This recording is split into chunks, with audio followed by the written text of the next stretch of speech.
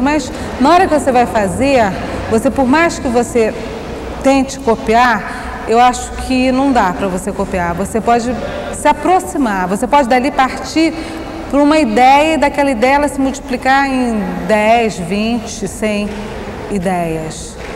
E eu tenho, logicamente, que eu tenho pintores que eu tenho assim, que eu amo, que eu tenho uma profunda admiração. Velázquez, por exemplo, eu adoro. Van Gogh, acho maravilhoso. Salvador Dalí, é bem figurativo, né? Eu gosto, no meu momento atual, é bem figurativo, apesar que eu comecei, ao contrário, normalmente, de outros pintores, eu comecei pelo abstrato. Eu tenho uma série de coisas abstratas, mas eu tive uma necessidade muito grande de passar pelo figurativo e eu acho que vai chegar um momento que eu vou começar também a diluir esse figurativo.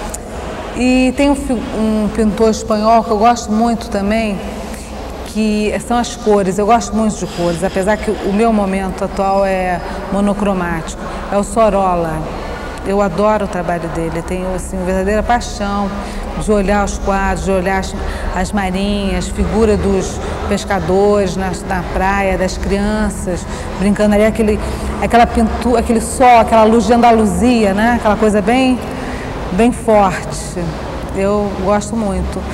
Mas é sempre um clique que dá para começar a fazer alguma coisa, é sempre um clique.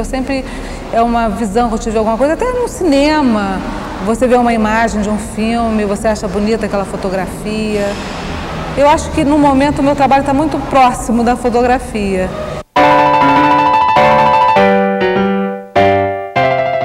A pintura é uma coisa muito solitária.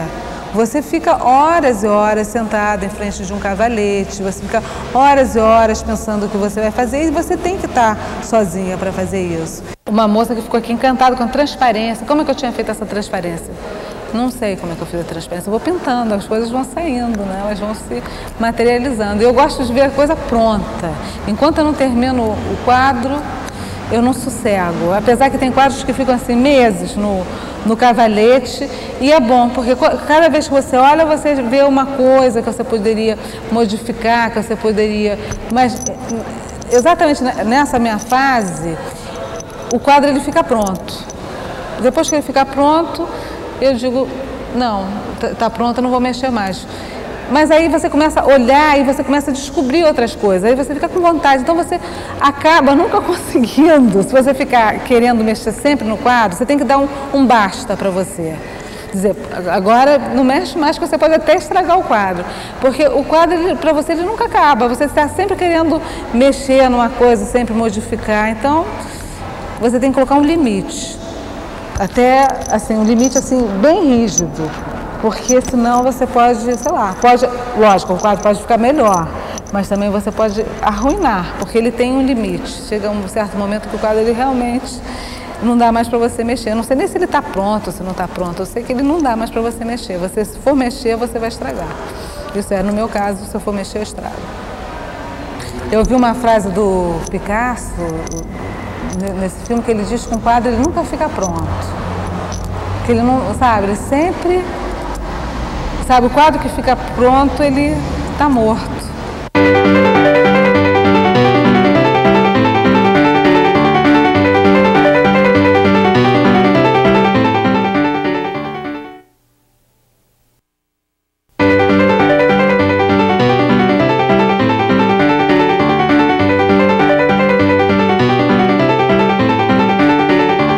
Essa relação do nosso casamento é muito rica. Porque o Paulo ele usa a palavra, né? Ele usa a experiência dele, as coisas que ele faz, para passar para as pessoas através dos livros, né? Toda a sua vivência. E eu pinto, né? Eu passo através da imagem. Agora, sem sombra de dúvida que eu interfiro no trabalho dele, ele interfere no meu, isso não tem como não interferir. Por exemplo, o Caminho de Santiago foi uma coisa muito forte na vida do Paulo. Ele, a partir do momento que ele fez o Caminho de Santiago, em 86, ele se tornou escritor. Ele voltou, ele antes, ele compunha, escrevia letras de música, ele era um jornalista, mas ele não tinha escrito ainda um livro de sucesso. A partir do Diário de um Mago, que ele se tornou escritor, que ele começou a fazer o que ele queria fazer na vida dele, a sua lenda pessoal. Então, logicamente que isso me serviu assim como o maior exemplo. Tanto que quando eu quis voltar a pintar, somente a pintar, a desenhar, me entregar à arte plástica, e eu falei, eu tenho que ter um rito também de passagem, eu tenho que fazer alguma coisa muito forte para que isso aconteça na minha vida. E eu copiei, eu achei que funcionou com ele, iria funcionar comigo. Eu fui fazer o Caminho de Santiago. Ele foi também teve outros motivos, ele foi com guia, ele foi porque ele tinha que buscar a espada dele, ele foi acompanhado, foi diferente. Eu não, eu fui porque eu quis ir, eu fui sozinha, eu fiz os 80 quilômetros, não, 800 quilômetros a pé. E todos os dias eram dias assim, de comunhão com Deus, para eu voltar a pintar e conseguir, porque é difícil, você está acostumado com um tipo de vida. Teve também o nosso encontro com o anjo no deserto do Mojave, em que ele escreveu o livro As Valquírias. Tanto que isso influenciou no meu trabalho, tanto que eu fiz a exposição dos anjos. Não tem como você conviver com uma pessoa o dia a dia e você não se influenciar. E eu não influenciar ele também. Eu leio os livros dele quando ele está escrevendo.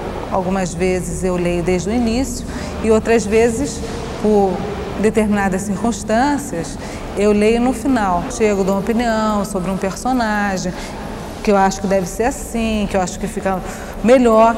Ele, logicamente, muitas vezes, ele acata.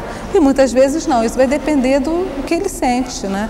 E a mesma coisa acontece com os meus quadros.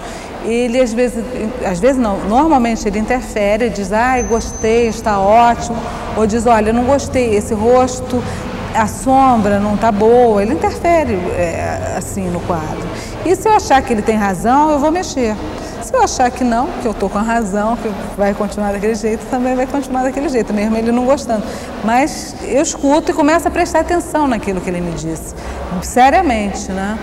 E eu acho que é impossível você conviver com a outra pessoa e não deixar ela influenciar a sua vida. Ainda mais que eu também sou uma pessoa religiosa, sou uma pessoa muito mística, o Paulo também. Então nós vivemos em função dos sinais do dia a dia. Então é impossível não deixar se influenciar.